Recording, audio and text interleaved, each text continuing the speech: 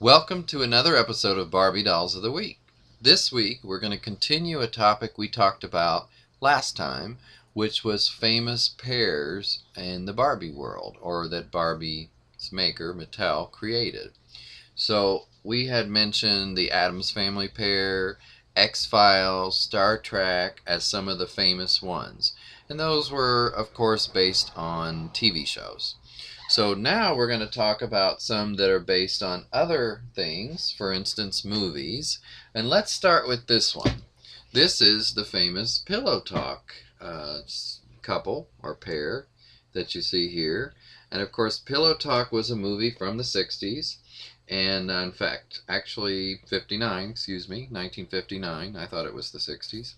But it says 1959. And of course, it starred Doris Day and Rock Hudson that you see here in both the pictures, and you see that in the dolls.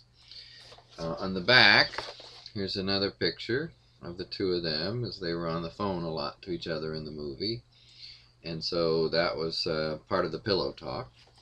And as far as the dolls themselves, I think they especially did a good job on the Rock Hudson doll. Looks a lot like him, I think. I think, especially when you look close at the face, it really does. The Doris Day doll,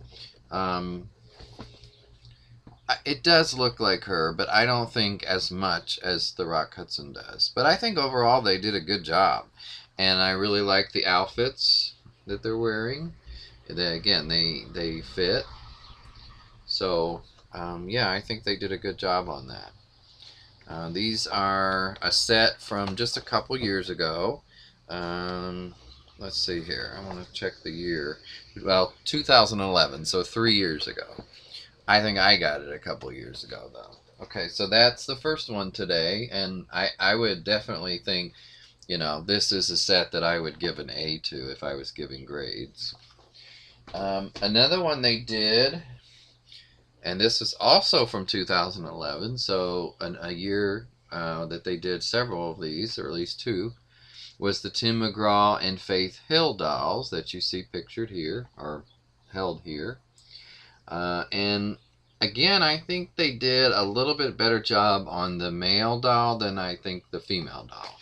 But again, both are good. Great costuming. I mean, based on what the people actually wore, of course. And I'm not honestly a fan of Tim McGraw and Faith Hill, but I thought it was a good collectible, and that's the main reason I got it. It's in this same kind of box, and on the back you see a picture of the actual people in concert. And let's see what it says. Faith Hill and Tim McGraw are not just country music's reigning first couple. They're each one of the generation's most successful performers. Glamorous, sophisticated, and totally dazzling. I don't know about that. The multiple award winners collectively have sold nearly 70 million albums. Now that's dazzling. So anyway, that's some of what it says on the back here. This is a great set overall. I would give this a B+. If, again, I'm grading. I don't know why I'm all of a sudden giving grades, but maybe it's my education degree. Okay, so that is two of the sets we're going to talk about today. Now, this other one, which is one of my favorites of the sets we're going to talk about today, is actually from way back in 2002, so it's now 12 years old. And this is the James Bond 007 Barbie and Ken set. And it's actually, when I say that, it's really not Ken supposed to be. It's the Pierce Brosnan version of 007, or Agent 007. James Bond, of course. So, let's try to get the glare off of him. This is a pretty good likeness of Pierce Brosnan, I thought. I mean, it looks a little younger than him. And then this Barbie, I'm not sure, since I am not I've never seen the James Bond movies. I'm admitting, I'm being honest here. But I don't know if this is based on an actual villain or female in the movie, a non-villain for that matter.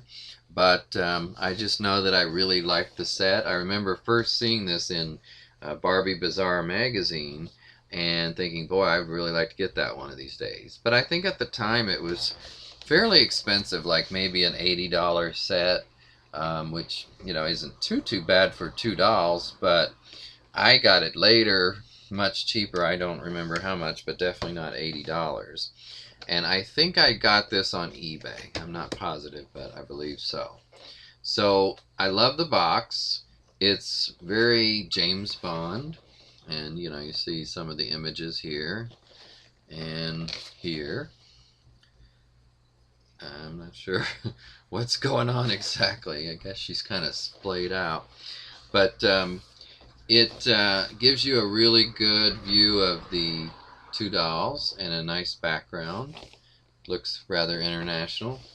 On the back, they tell you somewhat about the story of James Bond. And it says, by the way, it does say Ken Doll steps into the role of James Bond as debonair as any of the 5 actors who portrayed the master spy.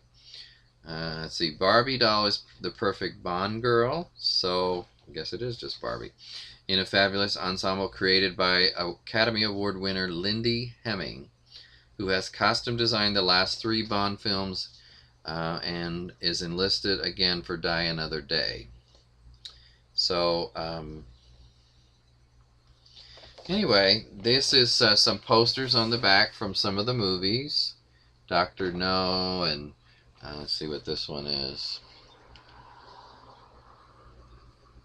Well, I don't know. That's just a poster about it. I don't see a title, though. And then Live and Let Die down here at the bottom.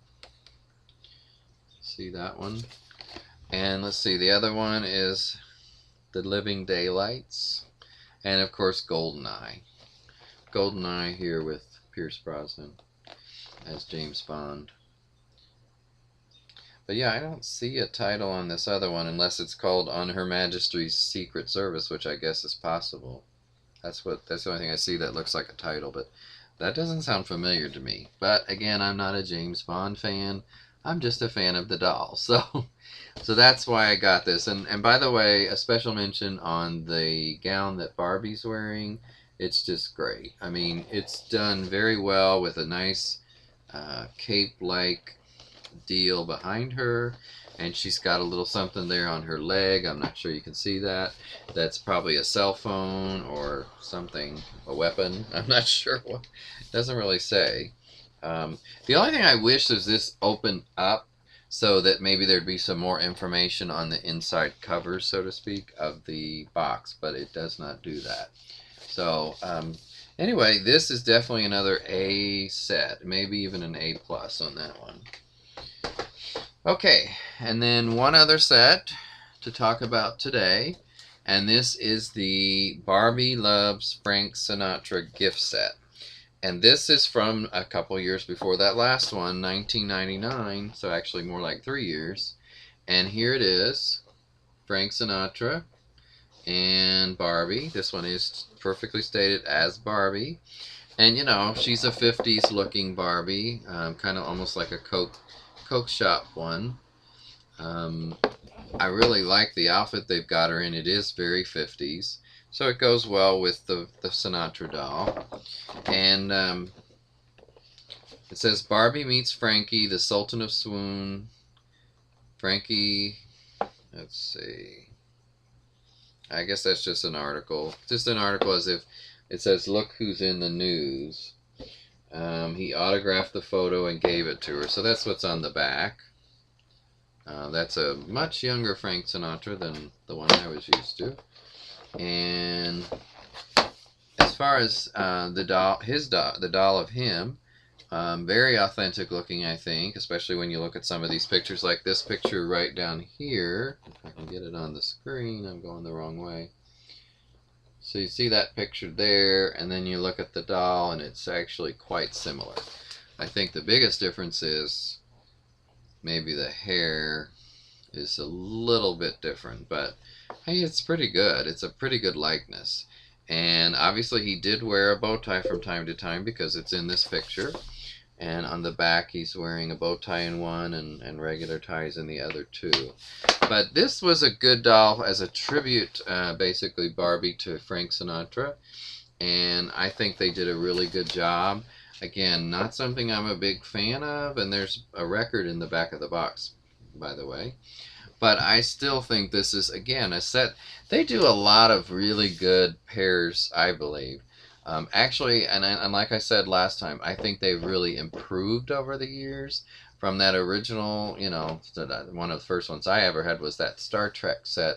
And although I like that, you know, it's pretty amateur when you compare it to some of these, especially that 007 one. So this one, I guess I would give this also a B plus, but it's verging on an A. It really is. It could be an A minus. But these are four really good sets, and one of these days, like I said, I do so hope to have the Munsters set. Another one that I would like that I don't have is the Romeo and Juliet. That's kind of a cool set, and the King Arthur and Guinevere, I think, is the other one I'm thinking of. So with that, I'm going to close for now, and I hope you've enjoyed this second half of the two-part on famous pairs that Mattel has done in these box sets. Take care, everyone. I'll talk to you later.